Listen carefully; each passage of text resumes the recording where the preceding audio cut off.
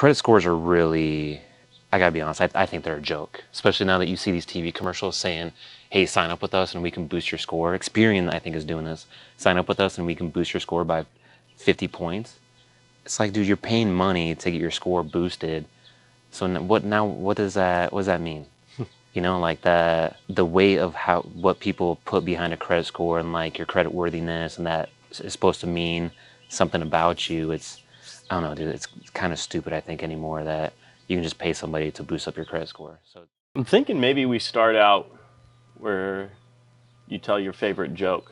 I got some good ones. What do you got? Yeah, just something I can't really say on camera though. It's Oh, really bad. Yeah. That's about the extent of my jokes. Is it a knock-knock joke? Those are too complicated, bud. Yeah. Yeah, I got easy ones. You always get confused after the, after the knock-knock part. Yeah. Knock-knock. It's like, Shoot. what do I do now? Yeah. Yeah, no jokes, man. No? No. Yeah. I'm not going to ask you for your joke either. Oh, I don't want to it hear seemed it. like we were teeing it up to then say, hey, Adam, what's your favorite joke? No. Nah, man. Next episode? Yeah, maybe. Yeah, maybe. I don't know. Maybe you ask it. Nah. The crowd wants it. Jokes? Yeah. Is that the feedback you've been getting? Yeah, like, everybody's been like talking stop talking, just say jokes. Just say jokes. No more real estate. Yeah. I like your shirt. That is nice. You do? Yeah. This is my Arizona shirt. Yeah. It's got cactus on there, and we're in Arizona right now. Mm-hmm. That is true. We are in Arizona. Yeah. Not much gets by you. No, bro. I'm quick, man. I got outfits for Arizona, bud. Yeah. I like your outfit, by the way. Nice, Thank just you. black shirt. Yeah. Thanks for dressing Keeping it up. classy. Thanks for dressing up. Hey, you're welcome. Yeah. That's it. And That's about the episode. Yeah, huh? we're done. Should Next we one, end? bud. Okay. You just want to get to the jokes episode. Yeah, I'm looking forward to that one too. Can't wait. I've been sitting here writing jokes in my Holly Hoppy notebook for months. You got a Holly Hoppy one still? Yeah, I got it. That pink guy? And a Hello Kitty notebook. Kitty. I got one of those too. Yeah, that's too bad, buddy. It's pretty cool. I think It's just, so. This is our audience. These are our people. So I'm open kimono. Lots and lots of people are watching this right now. I know. Our parents, probably. Hi, Mark's mom. Yeah. Well, today, bud, we are going to talk about how to find good tenants. Oh, yeah. Let's talk about that. That Yeah. sounds good. Yeah, it's important, obviously. Tenants, at the end of the day, are you buy rental properties, tenants become your customers, and you need to have good customers in order to have good rentals.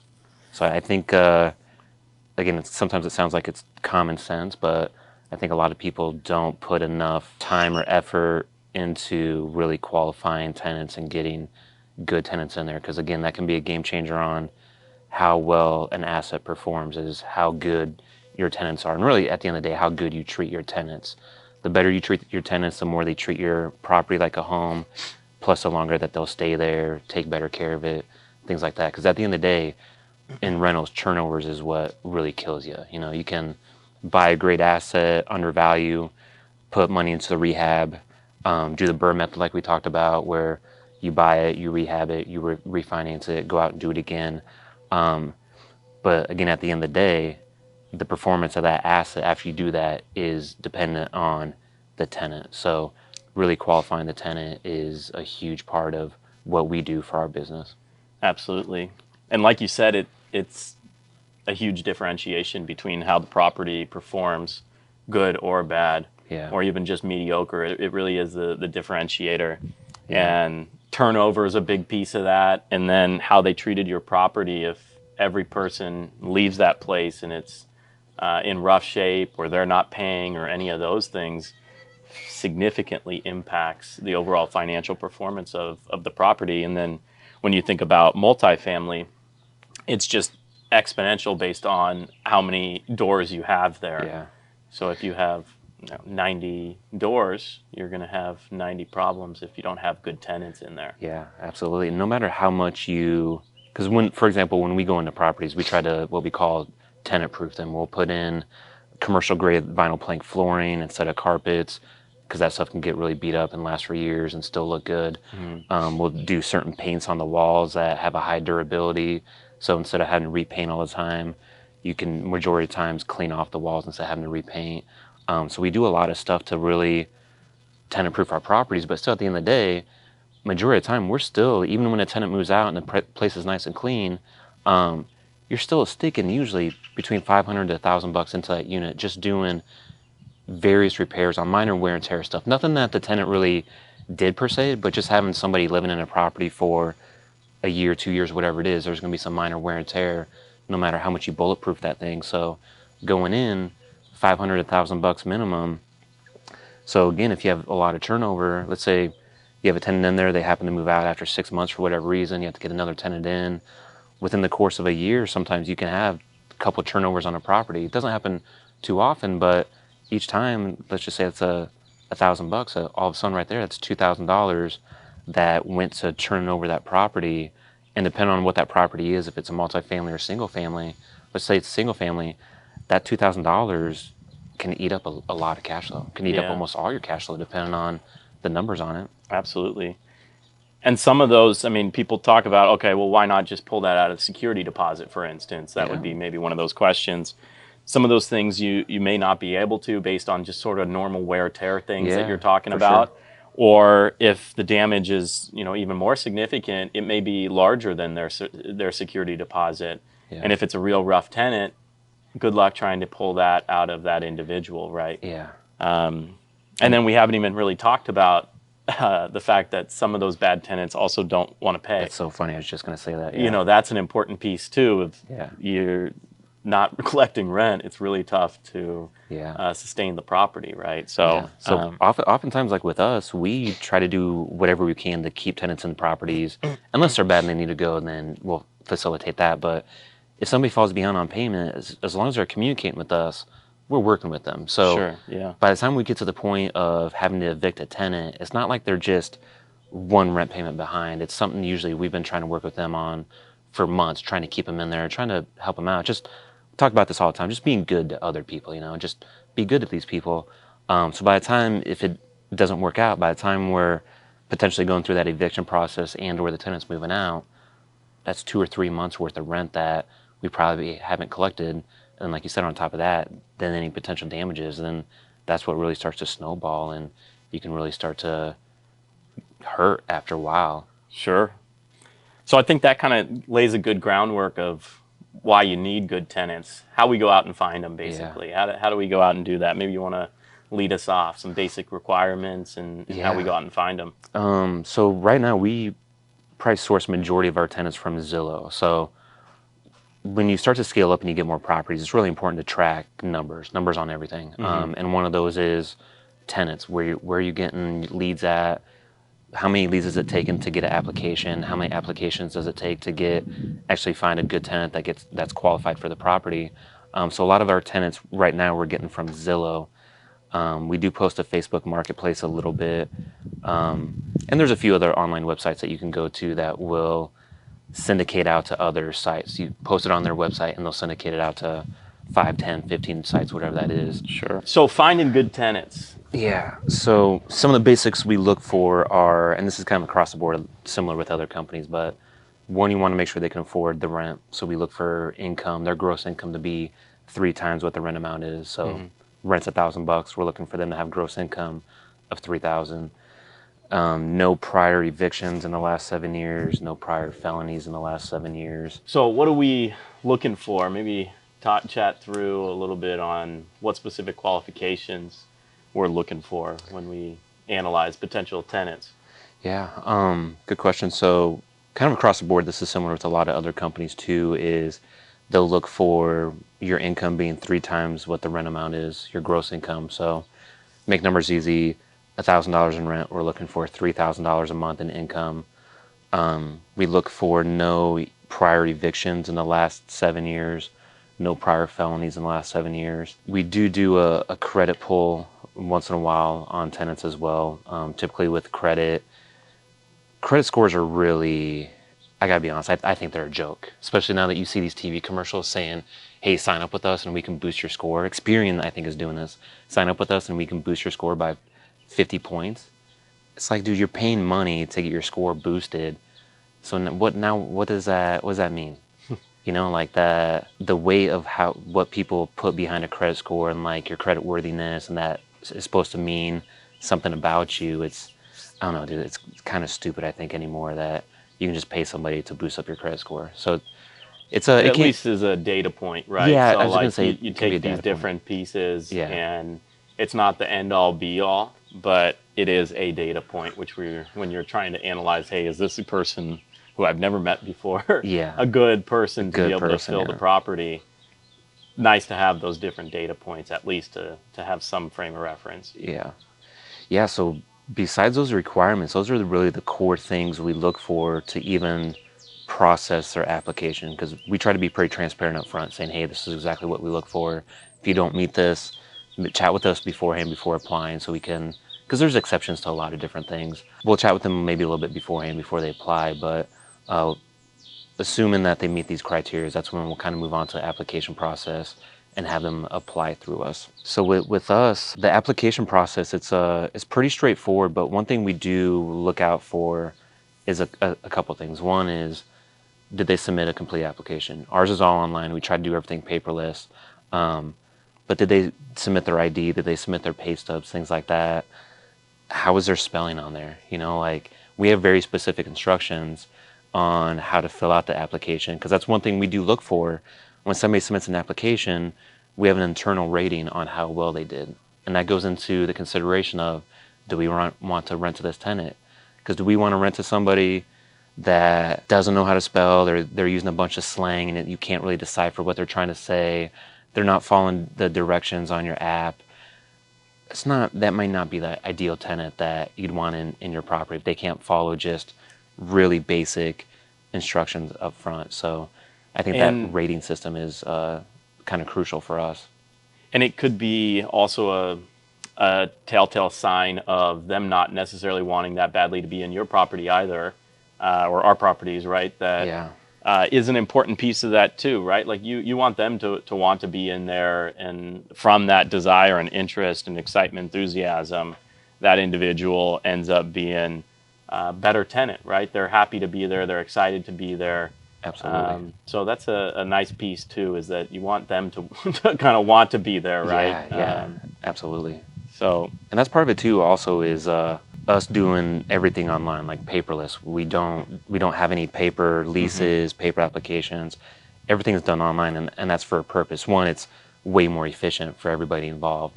But then two, it's also kind of a criteria. If that person doesn't have access to internet or doesn't know how to use basic technologies like texting and going online to fill something out, that's not necessarily the type of tenant that we want. Nothing wrong with those tenants by any means. There's maybe some older demographic that doesn't fall within that. And again, there's exceptions to everything. But at the end of the day, with our operations and how we operate our property management and with tenants being on the properties and the notifications we send out, things like that, to us, it's important that somebody is, I don't want to say tech savvy because it's not being tech savvy. It's just we want to know that they know how to text. We want to know that they know how to go online to do certain things, because a good example is that is all of our maintenance requests for tenants. It's all facilitated online. We don't take any calls over the phone for maintenance requests. We do everything online.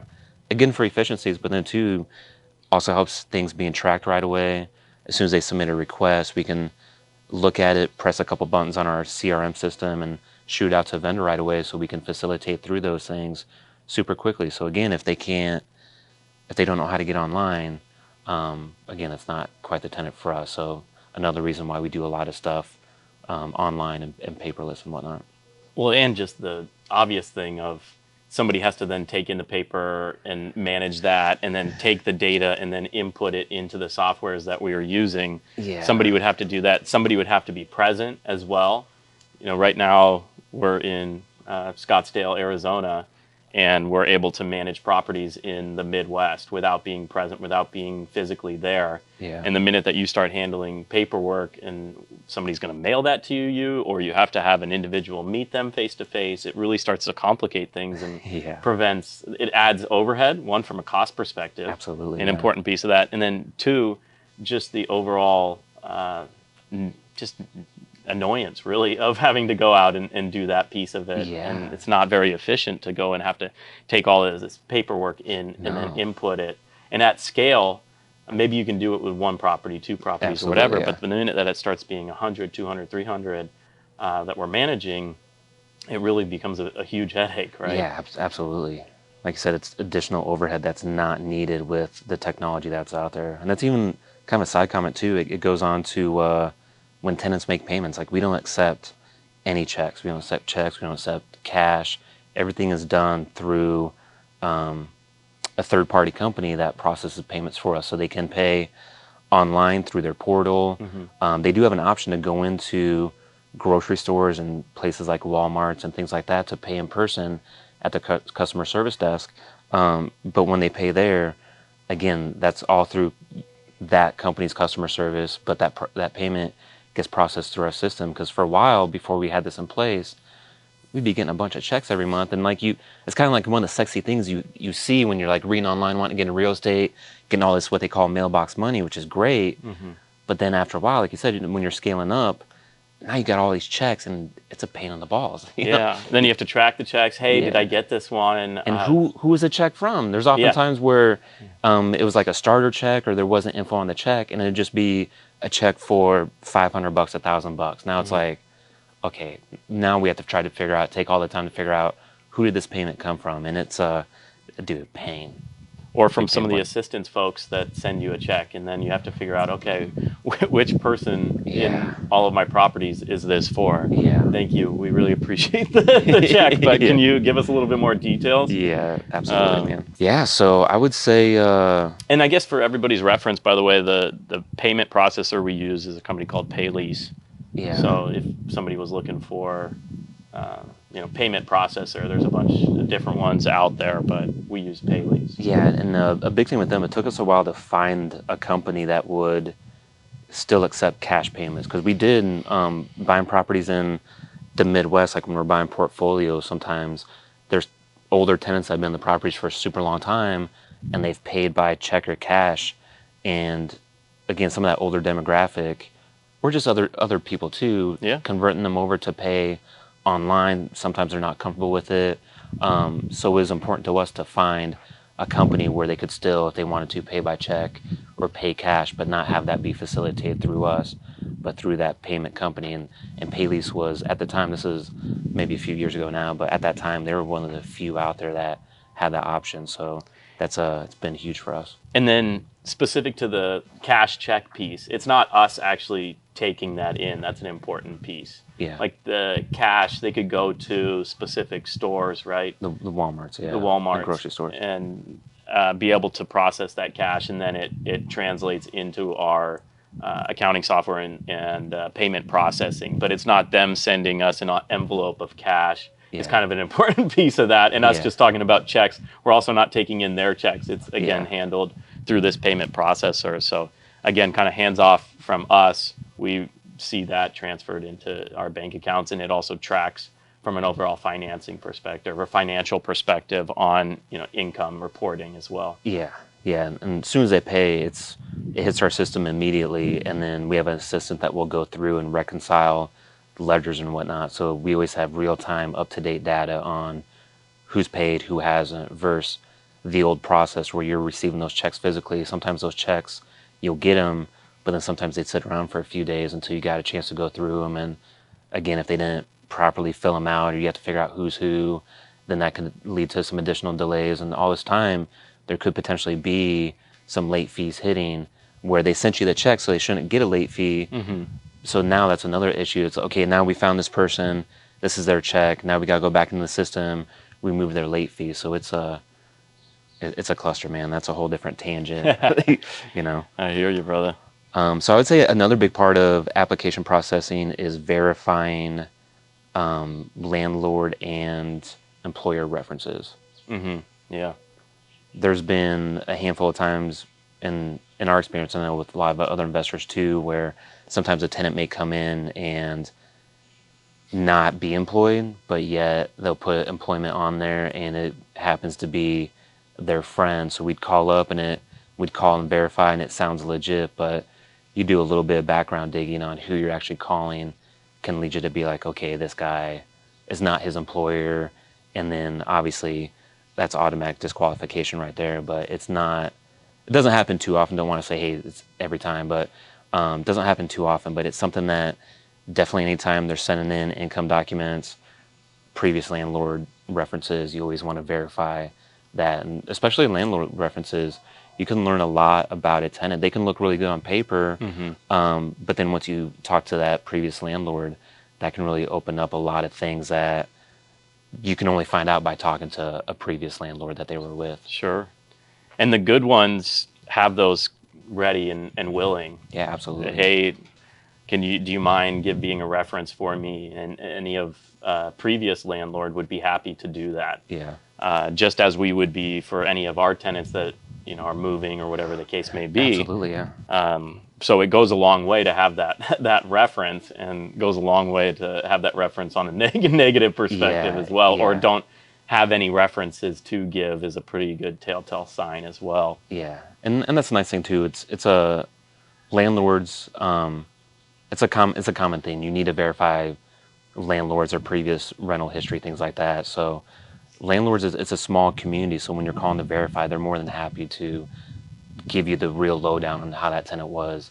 Because again, the same thing for them. When they call around, they want the truth. They want to be able to get a hold of somebody. So sure, if somebody comes with us and they don't have any previous rental history, that's definitely something that we take into consideration. Sometimes it's often they're moving out of their parents' house, maybe they're younger kids or whatnot, so they may not have rental history per se. But if it's somebody that's a bit older that should have some sort of history, but they can't provide anything, that's definitely some red flags that pop up in our consideration whether we should rent to those guys or not. Yeah, absolutely. And then I would say another thing we've implemented recently too is it's called security deposit insurance. We go through a company called sayrhino.com. There's a million out there though, but with security deposit insurance companies, they are also an additional layer of protection for you as a landlord. So let's say you have a tenant that comes in after you analyze their application, maybe they're borderline for your criteria on if you want them in your property or not. Well, with these security deposit insurance companies, what they can do, they can come in and it's insurance on that tenant on them paying their rent and on their security deposit. So you can sometimes use it to reduce their security deposit or waive it altogether, which is an incentive to get properties leased up fairly quick. Because what will happen is you can advertise it as, let's say, $1,000 a month in rent and no security deposit. What they do with these security deposit insurance companies is they'll go through a quick little 5-minute online process to potentially get approved for insurance. So they'll insure for the security deposit. So if we were going to charge $1,000 for a security deposit, they'll cover that tenant up to $1,000 once they move out if there's $1,000 worth of damage. So it's a win-win for the tenants and us. The tenant doesn't have to come in with as much money, but then also we still have that security deposit that if there is damage when they move out, we're covered. But again, a big part of it, why we have tenants do it, is for the rental loss and whatnot. So again, if they're borderline, maybe the previous landlord said they were slow payers sometimes, or maybe they were delinquent when they moved out. So yeah, if somebody's borderline, we can take advantage of these security deposit insurance companies, so that way we're protected. We have some additional protection on the tenant, and then again, that tenant has some benefits and will potentially qualify them for a property that we may not have wanted to qualify them for. Yeah, and it is quite a game changer. It's a interesting, unique business model as well. Makes a lot of sense for both sides, as you were talking about, for us and for the tenant. Someone might ask, why not have them go through that at all times if it's protections for us, for instance, and just force a tenant to always have that essentially rental insurance? Oh, we do now, so we make it a requirement for every tenant. Yeah. You still have to qualify. The tenant still has to qualify for that insurance. So if they don't qualify, then again, that's definitely a red flag for us that they don't qualify for that. Should they really qualify for our property? But yeah, every tenant now has to sign up for it, and we make it a requirement to move in. And I'll say the downside or the resistance at times from tenants is just the extra cost. So it does cost a little extra for them. There is a monthly fee that they have to pay. So we try to offset that. So normally if we're asking $1,000 for a security deposit, sometimes we'll lower that security deposit down to $500. So then they're still coming in with a lot less cash. They do have a little bit more of a payment. And just really rough numbers is, let's say $1,000 security deposit, insurance might be like $10 a month. So it's pretty cheap, $5 a month, something like that. So it's minimal. Yeah, so it doesn't really affect them too much. But yeah, man, I would say at the end of the day, to kind of wrap things up, one thing you got to realize is these tenants are your customers. We kind of talked about that before. Yeah. It's super crucial to get the right tenants in there. And at the end of the day, it's super crucial that once they're in there, you take care of them as much as you can. When maintenance stuff comes up, you stay on top of it right away. Again, if they happen to fall behind on rent and they're in communication with you, it's working with them. It's super important to, again, treat them fair, treat them good, be a good human like we always talk about. Absolutely. And in return, hopefully they stay in your property for an extended period of time, which is a huge help for us. All right, brother. Cool. You did good, buddy. You as well.